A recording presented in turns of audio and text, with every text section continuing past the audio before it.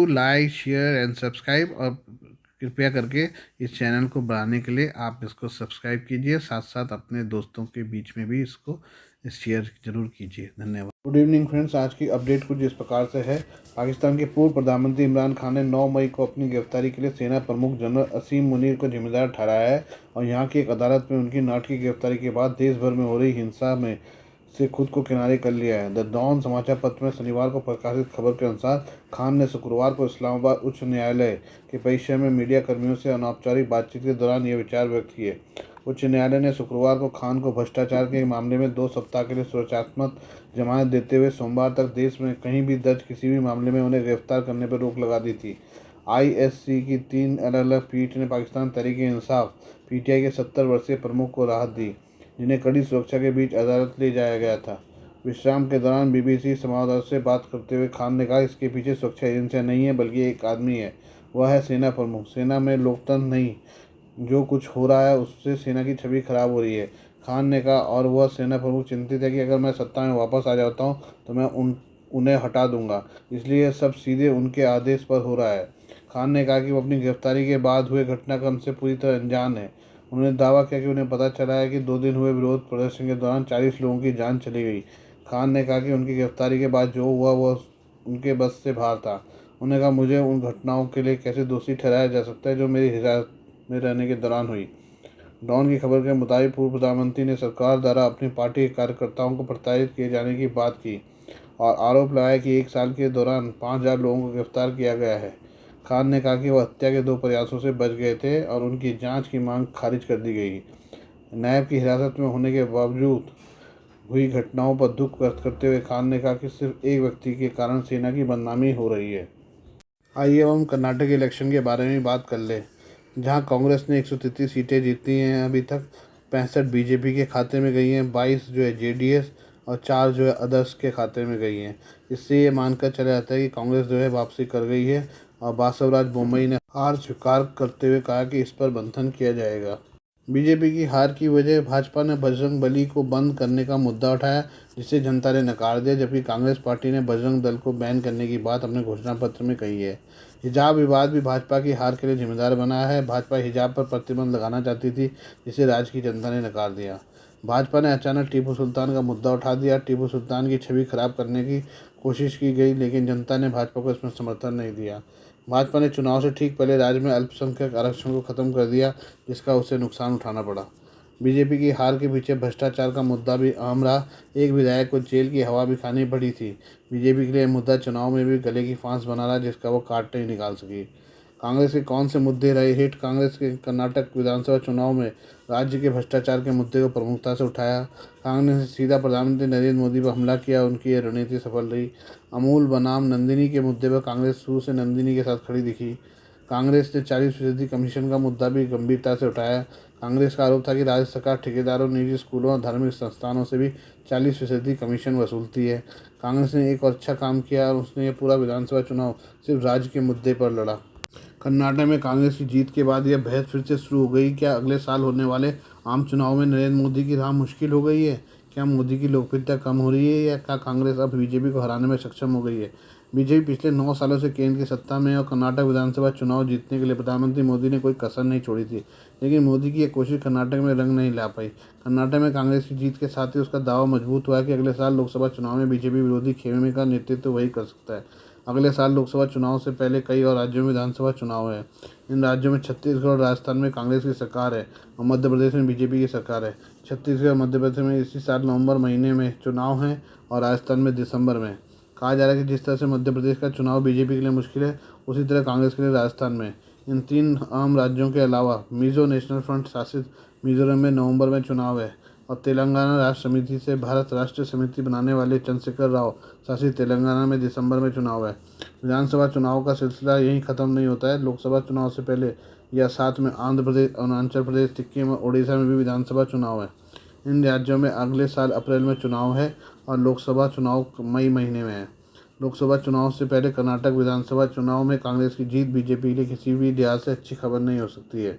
ओडिशा में नवीन पटनायक, आंध्र प्रदेश में जगन मोहन रेड्डी और तेलंगाना में के चंद्रशेखर राव काफ़ी लोकप्रिय नेता हैं। इन तीनों राज्यों में बीजेपी की मौजूदगी कहीं से भी प्रभावी नहीं है। ऐसे में कर्नाटक के बाद इन राज्यों में बीजेपी के लिए उम्मीद की कोई ठोस वजह नहीं है। भारत के मतदाता विधानसभा और लोकसभा चुनाव में जनादेश अलग अलग तरह से देते हैं। जैसे राजस्थान में 2018 के विधानसभा चुनाव में कांग्रेस को जीत मिली थी, लेकिन लोकसभा चुनाव में राजस्थान की 25 में से 24 पर बीजेपी को जीत मिली थी। इसी तरह मध्य प्रदेश, छत्तीसगढ़ नतीजे रहते हैं। हिंदी प्रदेश में लोकसभा और विधानसभा चुनाव के नतीजे अलग अलग पिछले कई चुनाव से दिख रहे हैं, लेकिन आंध्र प्रदेश, उड़ीसा, तेलंगाना के विधानसभा और लोकसभा के नतीजे एक जैसे होते हैं। ये एक बार फिर से हम पाकिस्तान की ओर चले। इमरान खान को लेकर आए सुप्रीम कोर्ट के फैसले पर उन्होंने कहा कि अदालत दोहरे मानदंड अपना रहा है, अपना इमरान खान को बचाने की कोशिश कर रही है। शहबाज शरीफ पाकिस्तान के पड़ोसी मुल्क का नाम तो नहीं लिया, लेकिन कहा वो मुल्क आज खुश था कि पाकिस्तान में जो हो रहा है वो 73 सालों में नहीं कर सका। यहाँ पर कानून का पालन होगा, सभी लोग उसका पालन करेंगे, जो भी नतीजा होगा उससे हम झेलेंगे। शहबाज शरीफ ने पाकिस्तान तहरीक-ए-इंसाफ के प्रमुख इमरान खान को आड़ों हाथों लिया, कहा कि उनकी सरकार अमेरिका के साथ देश के रिश्ते बेहतर करने की पूरी कोशिश कर रही है, लेकिन इमरान खान ने अमेरिका के साथ रिश्ते खराब किए थे। उन्होंने कहा इमरान खान चाहते थे देश के साथ IMF की डील खत्म हो जाए और देश डिफ़ॉल्ट कर जाए। उन्होंने कहा कि पाकिस्तान के हालात श्रीलंका जैसे होने जा रहे हैं। वो दिन में बद्दुआ कर रहे थे कि पाकिस्तान के आर्थिक हालात ख़राब हो जाएं। पार्टी नेताओं के साथ हुई बैठक के बाद एक प्रेस वार्ता में शहबाज शरीफ ने कहा कि बदला लेने के इरादे से इमरान खान ने अपने विरोधियों को जेल भेजा। उन्होंने सवाल किया, क्या उस वक्त किसी अदालत ने इसका संज्ञान लिया था कि क्या किसी ने कोई कार्रवाई की थी? उन्होंने कहा अभी नैब ने गबन और भ्रष्टाचार के आरोप लगा के उनके खिलाफ मामले बनाए हैं, लेकिन अदालत अभी भी उनका बचाव करने की कोशिश कर रही है। इसकी कहीं और मिसाल नहीं मिलती।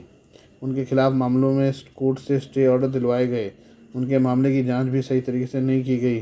कुछ मामले तो उन्हें क्लीन चिट दे दी गई। उनकी पार्टी की योजना थी कि वो 10 साल सत्ता में रहे और पाकिस्तान में शासन करे।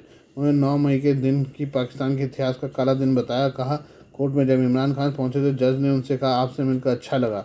इसके बाद उनकी गिरफ्तारी को गैरकानूनी करार दिया गया। क्या नवाज शरीफ या किसी और के मामले में ऐसा हुआ है? शहबाज शरीफ ने कहा कि अदालत दोहरे मानदंड अपना रही है, जिसने इंसाफ का जनाजा निकाल दिया है। लाखों मामले ऐसे हैं जहां सालों तक लोगों को जमानत नहीं मिलती, लेकिन उनके मामले अदालत में नहीं लगते। लेकिन यहाँ एक दिन में इमरान खान को जमानत दे दी गई। ये बेहद गंभीर मसला है। मैं कहना चाहता हूँ कि जो हिंसा हुई है, सरकार पर जो हमले हुए, उसके लिए इमरान खान जिम्मेदार था। उन्होंने अपने समर्थकों को इसके लिए उकसाया था। देश के हालात बेहद गंभीर हैं और हमें इस बारे में विचार करने की ज़रूरत है। मैं समझता हूँ कि इससे पहले इस तरह का दिल दुखाने वाला मंजर भी नहीं देखा था। उन्होंने कहा कि अगर इमरान खान बेगुनाह है तो अदालत के सामने पेश हो और अपनी बेगुनाही साबित करें।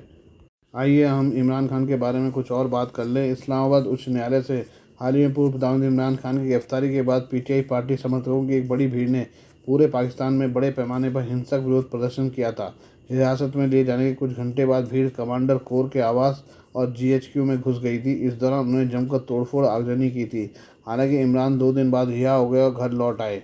इस बीच पंजाब प्रांत के कराबा के मुख्यमंत्री मोहसिन नकवी ने कोर कमांडर आवास और जिन्ना हाउस में आगजनी और तोड़फोड़ की घटना की जांच के लिए संयुक्त पूछताछ दल GIT का गठन किया है। उन्होंने एक समीक्षा बैठक की अध्यक्षता की, जिस दौरान प्रांत के महानिरीक्षक IG ने उन्हें शांति और सुरक्षा की स्थिति पर अपडेट प्रदान किया।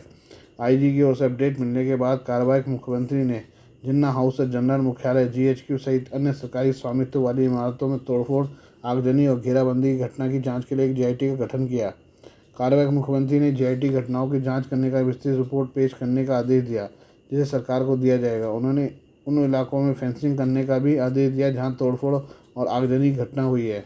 ARY न्यूज़ की खबर के मुताबिक जिन्ना हाउस और GHQ में घेराबंदी, लूटपाट और तोड़फोड़ जैसी हिंसक गतिविधियों में शामिल लोगों की पहचान CCTV फुटेज की मदद से की गई है। संघीय जांच एजेंसी FIA ने उन लोगों के खिलाफ आतंकवाद निरोधक कानून के तहत मामले दर्ज किए हैं जिन्होंने प्रदर्शन के दौरान बंदूक, लाठी, पत्थर और पेट्रोल बम जैसे हथियारों का इस्तेमाल किया। कार्यवाहक मुख्यमंत्री ने सभी अपराधियों पर मुकदमा चलाने के प्रयासों को तेज करने के आदेश दिए हैं। उनके अनुसार गलत काम करने वाले सभी आरोपी आतंकरोधी अदालत में होंगे। उन्हें कहा कि अभियोजन विभाग को यह आदेश दिया गया है कि सभी परीक्षण जल्द पूरे किए जाएंगे। मोहसिन नकवी के अनुसार किसी भी निर्दोष व्यक्ति को हिरासत में नहीं लिया जाएगा और किसी भी अपराधी को बख्शा नहीं जाएगा।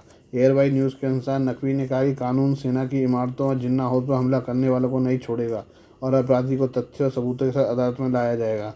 पंजाब के मुख्यमंत्री ने आगे घोषणा की कि आपराधिक गतिविधि के लिए कोई सहिष्णुता नहीं होगी और आपराधिक समूहों की योजनाओं को रोकने के लिए बल का उपयोग किया जाएगा।